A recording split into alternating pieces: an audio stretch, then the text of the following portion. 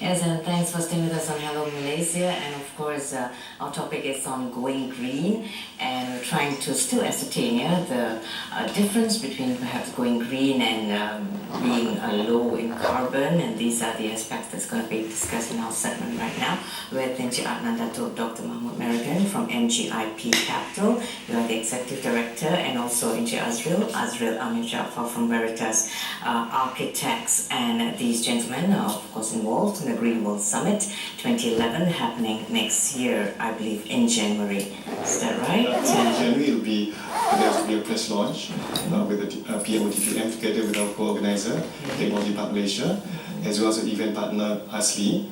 And in May we'll have the actual summit on 16-17 May at Technology Park Malaysia also.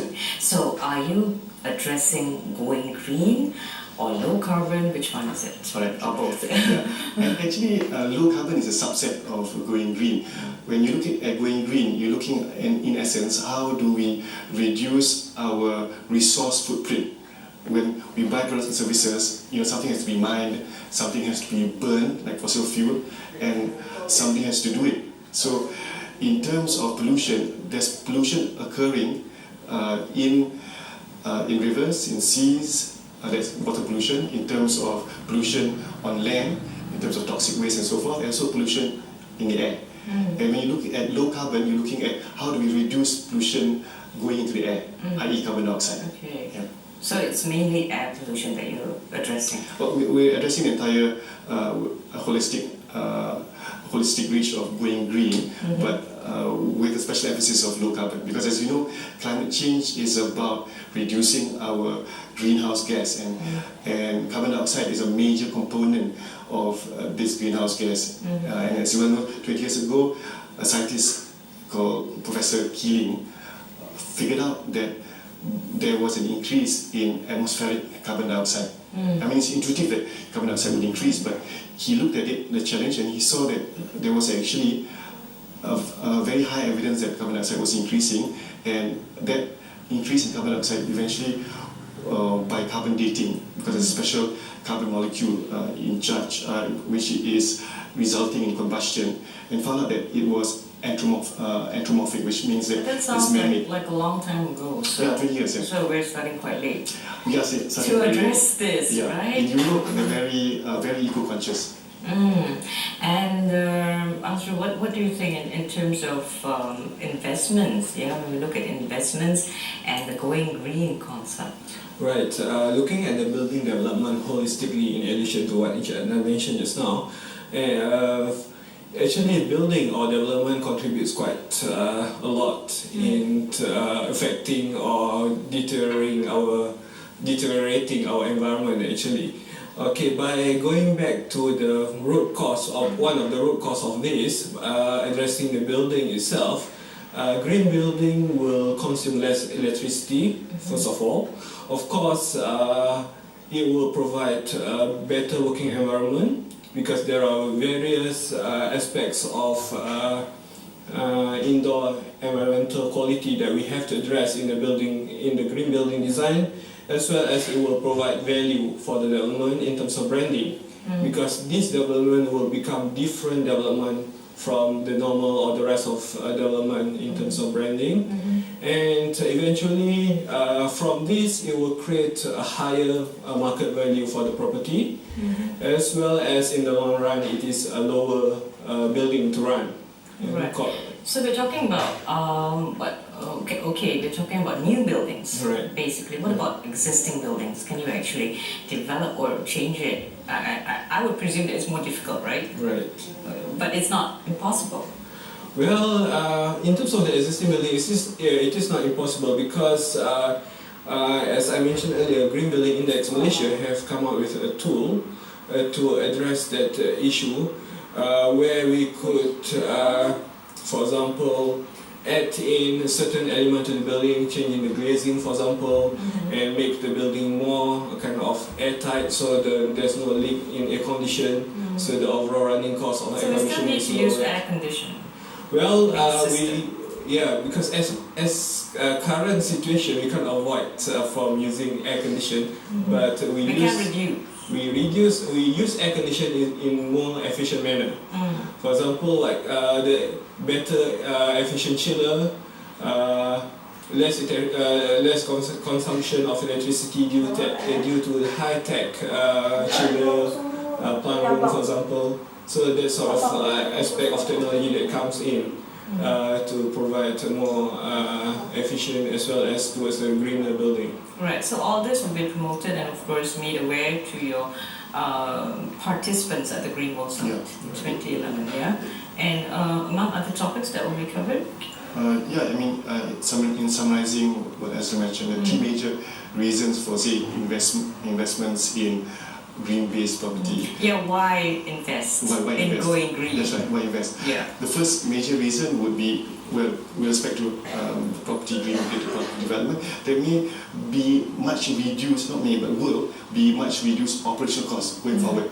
And if you're talking about, say, an existing building and we retrofit, we have reason to believe that the energy efficiency will increase by about 10 to 20%. What that means is basically your electric bills reduced by 10 to 20%.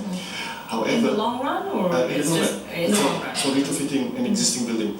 But if you design from scratch with a focus on going green in the building, you can achieve energy efficiency ratings of more than 30 to 40%. How many percent of our buildings right here in Malaysia is actually green?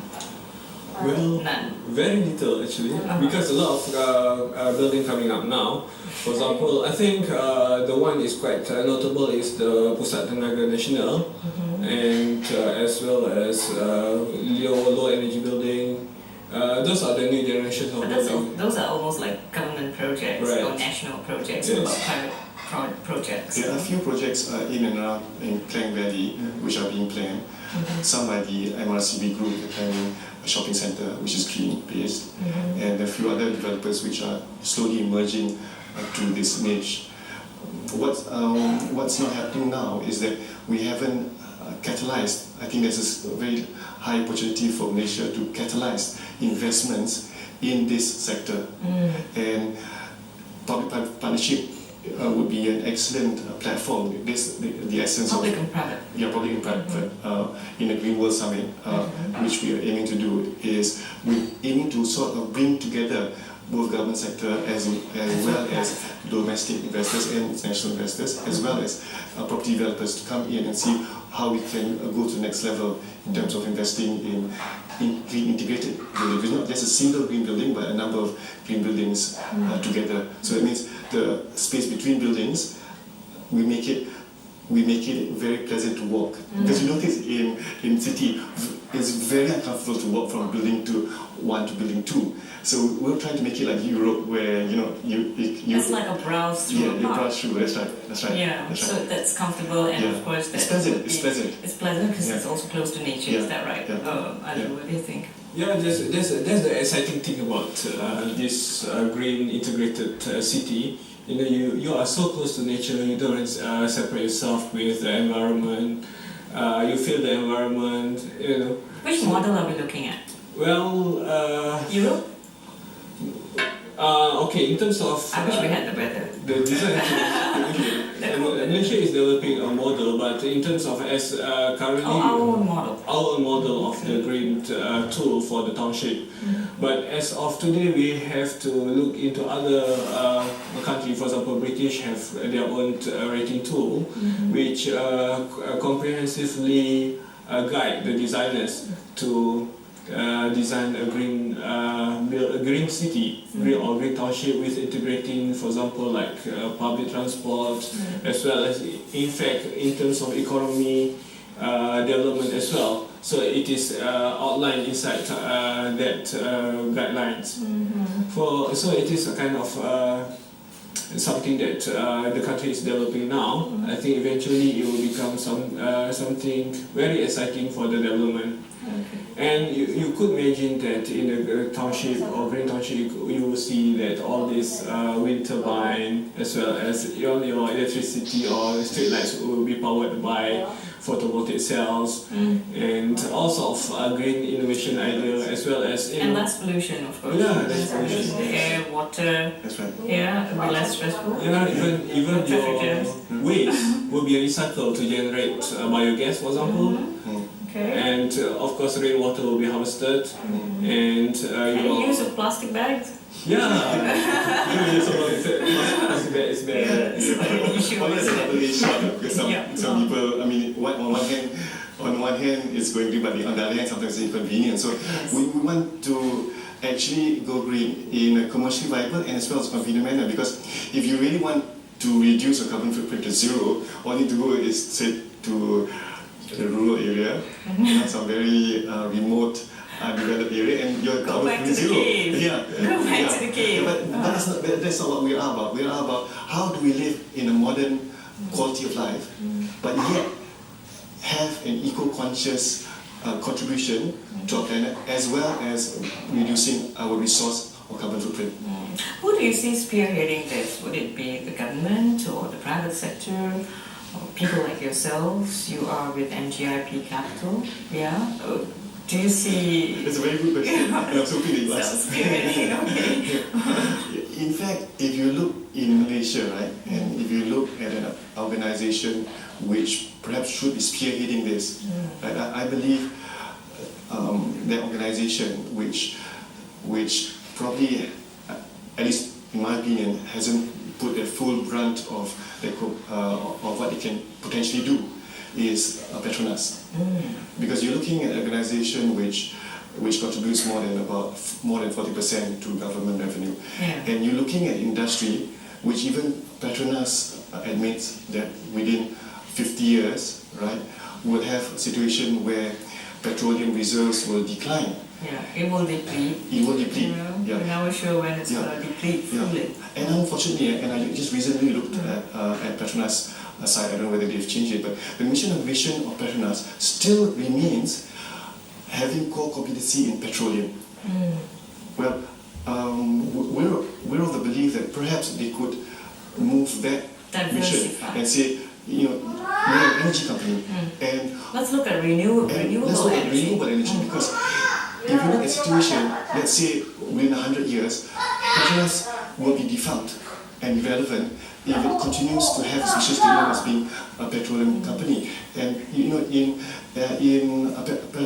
Putrajaya and Sabjaya, the PM has already mentioned that it would be a green property development icon or showcase. And Petronas has an opportunity to do that, and we hope we could work together one day.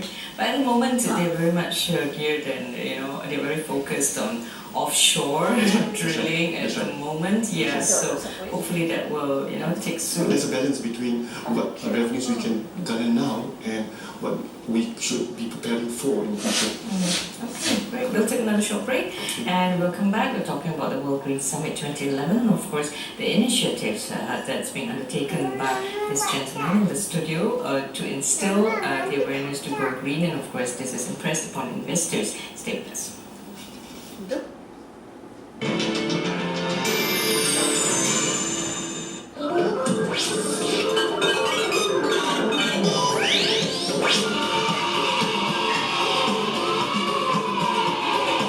Saya nak buka akaun simpanan duit.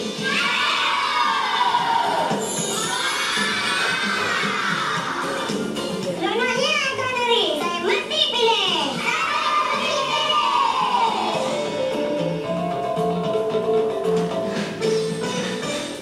Sekarang ni, Rofi dengan adik Umi dan Kami. Terima kasih. Adik Umi dan Kami tunggu Datuk Lulusan. Dan pastikan kami kita orang Umi. Saya mesti pilih.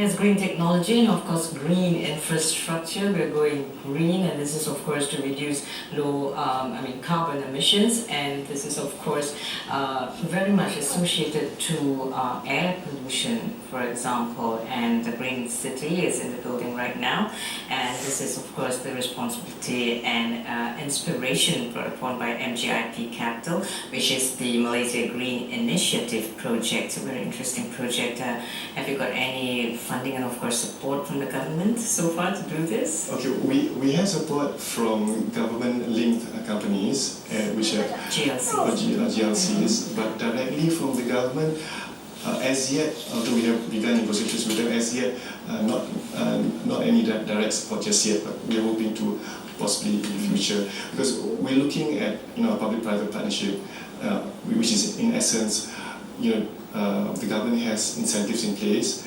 and one of the incentives which we could mention, which has already been done by the government, is the Green Technology Financing Scheme. Mm-hmm. It aims, in essence, to invest in green-based companies. Mm-hmm. So you have. Who's managing this scheme? This is under the Ministry of Green Technology and Energy and Water, which is Qatar. Mm-hmm. And there's a unit called Pusat Teknologi Hijau Malaysia. Mm-hmm. How much is the green city going to cost? Well, depending on the location and depending on the surrounding development, what sort of contextual surrounding is all about, it could cost around between 3% more to 8%. Again, it depends on the component as well as the orientation. Mm-hmm. And what opportunity that we have in the site. For example, like if it is a mature site with already public transport in place, so that could cost less for you to develop and more attractive for the developer as well. In terms of costing, right, this is also a budget initiative 2 years ago. In fact, in the budget it was already stated that the capital expenditure required to bring a building from, say, non-green already to green, that capital expenditure difference is allowable to offset your taxable profit. Okay, so in essence, it can be considered in a way free, just in terms of the cash flow. So it's an incentive. Yeah, and that incentive is not only for a new building, but it's also for existing buildings which would like to retrofit and become GBI certified. What are the investment challenges though, to go into property development which is green? Well, the investment challenges, I would say, is just the exposure of the green building. People always associate green building with a lot of vegetation and plants, which is not totally what green building is all about. Green building is about low consumption of energy, low running costs, and it is about recouping your investment in the long run. So you have to look at it at a more holistic way. And to answer your question, it is the public or the society needs more exposure or more information about the green building or green development as a product. And some of the innovations perhaps that's in place right now to undertake this? In terms of investment innovation challenges, okay. In terms of investment innovation, there's one other area which Malaysia is proven world class. That is Islamic financing. Islamic finance. Malaysia is the largest sukuk originator. If I understand correctly, we last year we had more than 40% of the sukuk market, and in fact even Dubai now, I understand, is interested to have its sukuk launched in Malaysia. In Malaysia. So because of the clientele. Yeah, this is the clientele. So there is a very strong potential of Islamic finance innovation to focus on using Islamic finance as a platform to look at green-based investments. That would also have. Does it synergize well? It synergizes very well because if you're looking at Islamic finance, in essence, as a look at in terms of an overview, you're looking at an ethical-based form of finance. And if you look at green-based at its core, it's a philosophy of reducing our so-called burden on planet Earth. So in a way, it's also ethical based. So you have actually a synergy between Islamic finance as well as green. And there are also, I would say, some scholars have also gone on to look at there are hadiths which mention environmentally conscious attitudes of the Prophet. So are there attractive packages in Islamic financing that's going to provide for all this, for green property development? Well, I say it is kind of one complete package, and it is kind of complement each other. So, well, it is something that worth exploring, and it could have a great potential in terms of development. So it doesn't seem to be much of a challenge there. It's quite an easy ride. No, actually, it is a challenge because we're still looking at an Islamic bank which is keen to innovate and focus its financing, especially on green-based development as an entirety and green-based property development in a particular sector. Now, moving on to another aspect that you're going to cover in the Green World Summit as well in 2011 is the ecopreneurship. Is that a new term? I know eco lifestyle, but ecopreneurship. Perhaps you'd like to give a brief definition of that. All right. Okay.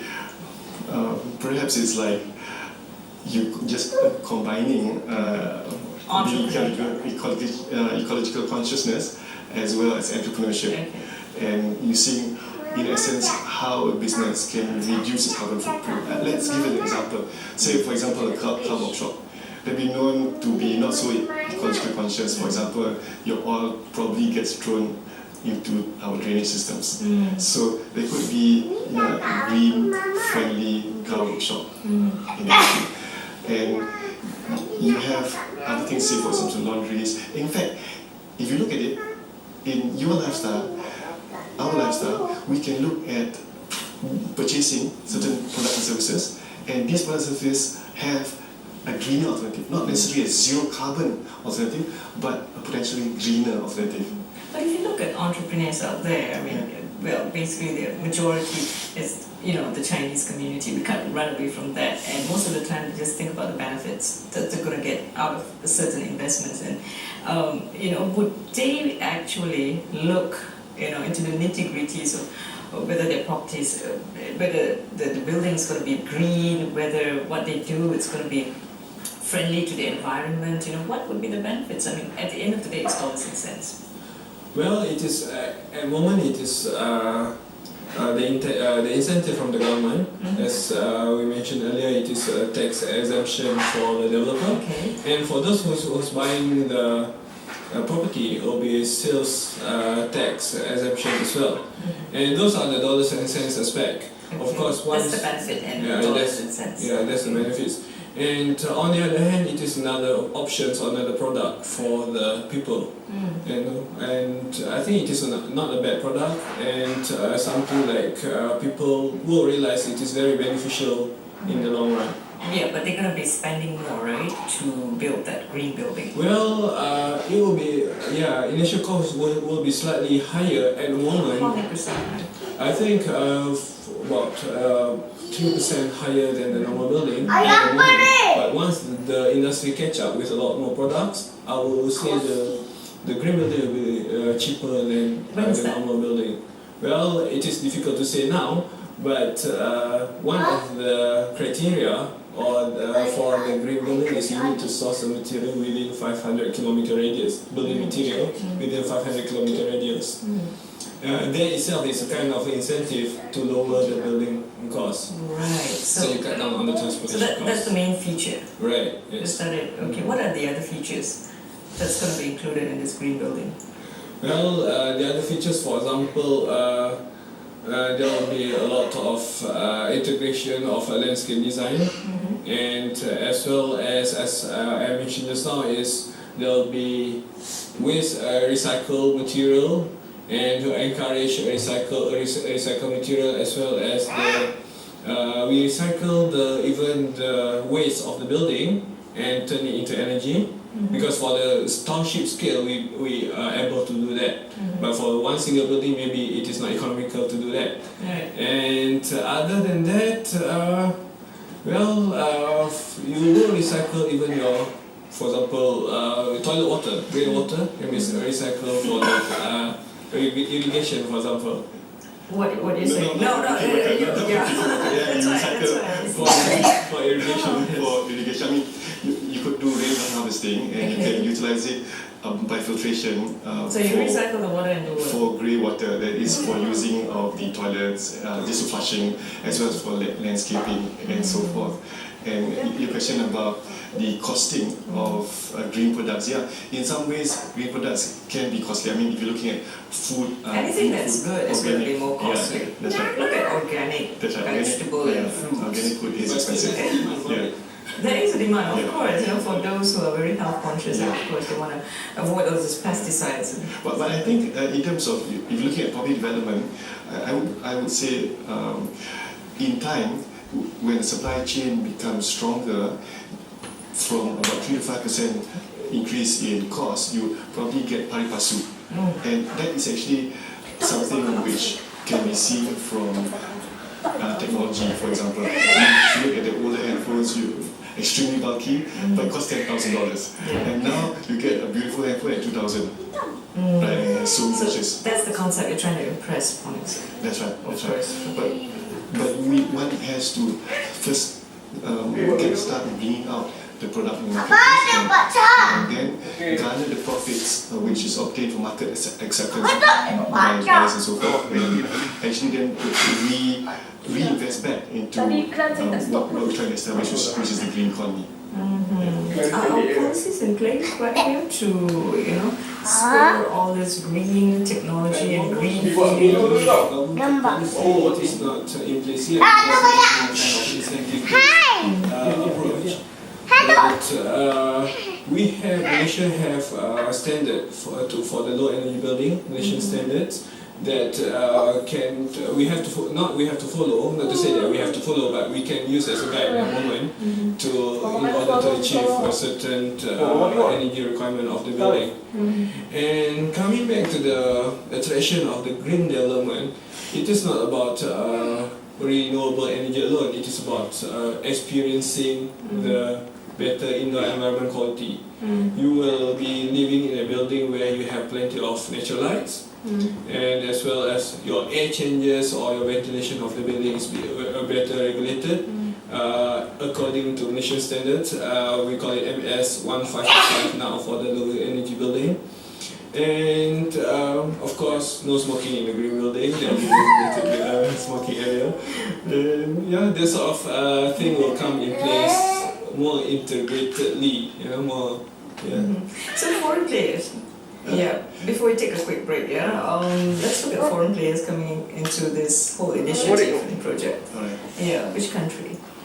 Which country are we looking at in terms of garnering investments? Yes. Well, we could look at eco-conscious regions in the world, for example in Europe, but since Europe is also having its economic challenges at the present moment, we could also look at the Middle East as well as China for investments into countries like Malaysia. And I would like to add, in terms of coming and building a green integrated property, the most ideal place would be the tropical climate belt. Because you think about it, that's where you have rainforests, and that's where you have habitats occurring. Why? Because there have been abundant rainfall, there have been plenty of sunlight, and very fertile ground for planting. So this is what we want to sustain. Yeah, I mean we could achieve one of core competency in Malaysia would be of coming out with a green-based investment products which are property-based and use it as collateral for Islamic finance, which is very collateral-based in the first place. Okay, great. So we've basically got our instruments all in place. We'll take a short break. We'll come back. We'll talk more on the Green City and, of course, the Green World Summit happening next year, and that is the middle part of the year. The launch will be held in January. We'll be right back on Hello Malaysia to discuss about this.